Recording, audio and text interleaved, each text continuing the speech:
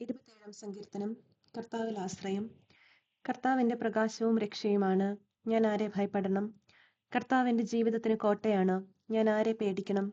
എതിരാളികളും ശത്രുക്കളുമായ ദുർവൃത്തർ ദുരാരോപണങ്ങളുമായി എന്നെ ആക്രമിക്കുമ്പോൾ അവർ തന്നെ കാലിടറി വീഴും. ഒരു സൈന്യം തന്നെ എനിക്കെതിരെ പാളയമടിച്ചാലും എൻ്റെ ഹൃദയം ഭയം അറിയുകയില്ല. എനിക്കെതിരെ യുദ്ധമുണ്ടായാലും ഞാൻ ആത്മധൈര്യം വെടിയുകയില്ല.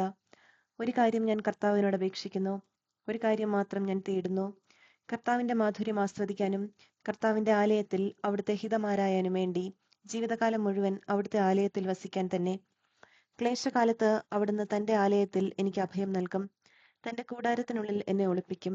എന്നെ ഉയർന്ന പാറമേൽ നിർത്തും. എന്നെ വലയം ചെയ്യുന്ന ശത്രുക്കളുടെ മുകളിൽ എന്റെ ശിരസ് ഉയർന്നു നിൽക്കും. ആഹ്ലാദാരവത്തോടെ അവിടുത്തെ കൂടാരത്തിൽ ഞാൻ ബലികൾ അർപ്പിക്കും. ഞാൻ വാദ്യഘോഷത്തോടെ കർത്താവിനെ സ്തുതിക്കും. കർത്താവെ, ഞാൻ ഉച്ചത്തിൽ വിളിച്ചപേക്ഷിക്കുമ്പോൾ അവിടുന്ന് കേൾക്കണമേ. കാരുണ്യപൂർവ്വം എനിക്ക് ഉത്തരമരുളണമേ. എന്റെ മുഖം തേടുവിനെന്ന് അവിടുന്ന് കൽപ്പിച്ചു. കർത്താവെ, അങ്ങയുടെ മുഖം ഞാൻ തേടുന്നു എന്ന് എന്റെ ഹൃദയം അങ്ങയോട് മന്ത്രിക്കുന്നു. അങ്ങയുടെ മുഖം എന്നിൽ നിന്ന് മറച്ചു വെക്കരുതേ. എന്റെ സഹായകനായ ദൈവമേ, അങ്ങയുടെ ദാസനെ കോപത്തോടെ തള്ളിക്കളയരുതേ. എന്റെ രക്ഷകനായ ദൈവമേ, എന്നെ തിരസ്കരിക്കരുതേ, എന്നെ കൈവിടരുതേ.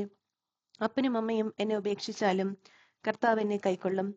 കർത്താവെ, അങ്ങയുടെ വഴി എനിക്ക് കാണിച്ചു തരണമേ. എനിക്ക് ശത്രുക്കൾ ഉള്ളതിനാൽ എന്നെ നിരപ്പായ വഴിയിലൂടെ നയിക്കണമേ. വൈരികളുടെ ഇഷ്ടത്തിന് എന്നെ വിട്ടുകൊടുക്കരുതേ. കള്ളസാക്ഷികൾ എനിക്കെതിരെ ഉയർന്നിരിക്കുന്നു. അവർ ക്രൂരത നിശ്വസിക്കുന്നു. ജീവിക്കുന്നവരുടെ ദേശത്ത് കർത്താവിന്റെ നന്മ കാണാമെന്ന് ഞാൻ വിശ്വസിക്കുന്നു. കർത്താവിൽ പ്രത്യാശ അർപ്പിക്കുവിൻ. ദുർബലരാകാതെ ധൈര്യം അവലംബിക്കുവിൻ. കർത്താവിന് വേണ്ടി കാത്തിരിക്കുവിൻ. ആമേൻ.